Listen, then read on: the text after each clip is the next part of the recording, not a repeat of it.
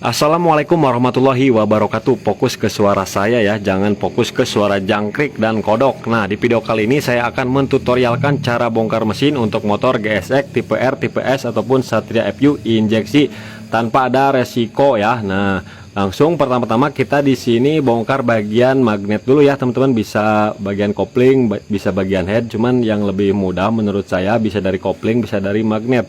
Nah, seperti biasa kita gunakan kunci 8 ya.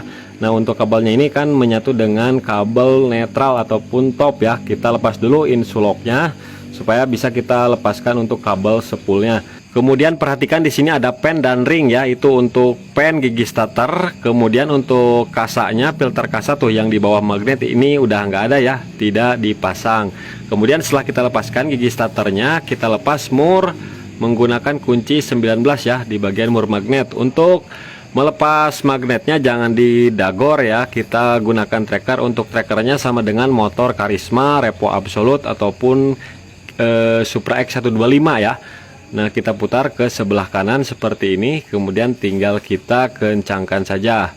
Nah, oke. Nah, di sini gigi starter udah nempel ya, jadi nggak perlu dibongkar, biarin aja nempel di bagian magnet. Kemudian di sini ada bearing bambu juga. Kemudian kita lepas dulu dinamo starter, boleh ya menggunakan kunci 8. Nah, udah kita lepas. Kemudian sekarang kita lanjut ke bagian kopling. Nah, untuk di bagian kopling kita lepas untuk keseluruhan baut-bautnya, dan untuk setut kopling saya lepas dengan bracket dan setutnya ya dengan gantarnya supaya lebih mudah. Jadi saya nggak bongkar kabelnya karena kabelnya udah gantian, udah menggunakan nepel, jadi kalau dipasang nanti susah lagi.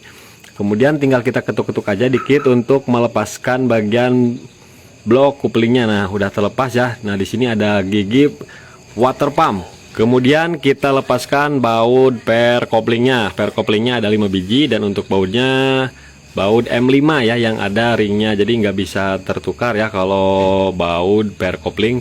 Tinggal kita lepas aja. Nah, seperti ini ada setut. Kemudian untuk plat kopling dan plat geseknya di sini udah kering ya, kering, tapi ini masih layak digunakan. Nanti tinggal kita rendam aja pakai oli. Kemudian kita lepaskan murnya ya, murnya menggunakan kunci 22. Namun kita lepaskan dulu spi penguncinya. Nah, di sini untuk murnya udah bekas betelan, jadi agak susah saat saya masukin kuncinya. Jadi perlu pengetukan dulu menggunakan palu. Kemudian tahan gigi gearnya ya, gigi gear sekunder menggunakan tang jepit. Kemudian kita putar menggunakan impact seperti ini. Nah, di sini ada ring, kemudian ada ring pengunci. Namun di sini cara pemasangannya tertukar ya, terbalik. Harusnya ring pengunci dulu baru ring kecil seperti itu ya, teman-teman. Nah, kita lepas. Nah, di belakang sini harusnya ada ring, namun tidak ada ringnya ya. Nah, jadi kurang tepat pemasangan ringnya, dan ringnya nanti ada di belakang rumah kopling yang besar. Kemudian persneling kita lepaskan dulu. Nah, di sini ada ring ya. Nah, untuk GSX ini nggak ada engkolnya ya, beda dengan tipe S. Kalau tipe S ada ya. GSX juga ada dua macam sih kayaknya, ada yang engkol, ada yang nggak punya engkol. Kemudian kita lepas dulu pompa olinya ya, karena harus dibongkar pompa olinya untuk melepas balancer, gigi balancer dan gigi primer dan gigi pompa oli. Nah, kita lepas menggunakan kunci 22. Kita putarnya ke kanan ya, membukanya ke kanan, kalau ngencengin ke kiri. Kemudian untuk gigi balancernya kita lepas menggunakan kunci 19. Kita putar ke kiri untuk mengendorkan. Nah, ada ring, dua-duanya ada ring ya, gigi balancer dan gigi kerkas ada ring. Nah, di sini kita lepas gigi pompa oli, kita lepas. Nah, ini gigi primer ya. Nah, gigi primer ada sepinya juga. Kemudian ini untuk balancernya tertukar ya ataupun terbalik cara pemasangannya, pantesan motor jadi bergetar parah banget ya. Nah, setelah saya bongkar gigi balancer ada sepinya juga. Nah, perhatikan titiknya itu malah disimpan di bagian dalam. Pokoknya ini cara pemasangan gigi balancer primer dan sekundernya itu kurang tepat ya, teman-teman, karena ini penyakitnya getar, dan di bagian kerkasnya pun oleng ya, jadi nggak center. Nah, di sini di mas ini ada 2 buah ring, harusnya ada 1 ya. Nah, 1 buah ring saja, karena yang satunya itu disimpan di bagian rumah kampas kopling. Nah, harusnya disimpan di sini, karena tadi kurang tepat juga ya. Kemudian untuk melepas gigi balancer yang dikerkas, kan ini macet ya akibat salah posisi, jadi saya gunakan tracker seperti ini, tracker AB ya, jadi jangan sampai merusak bagian giginya saja. Nah, setelah itu tinggal kita lepas bagian kop head ya menggunakan kunci L6. Nah, kunci L6 ada 2 biji ya, kemudian tinggal kita tarik saja. Nah, oke, ini kop udah terlepas, kemudian tinggal kita lepas bagian kop noken asnya ya menggunakan kunci 10. Kurang lebih ada 8 baudan ya. Nah, karena ini untuk kop noken asnya ini menyatu semua ya, beda dengan Satria FU karbu terpisah.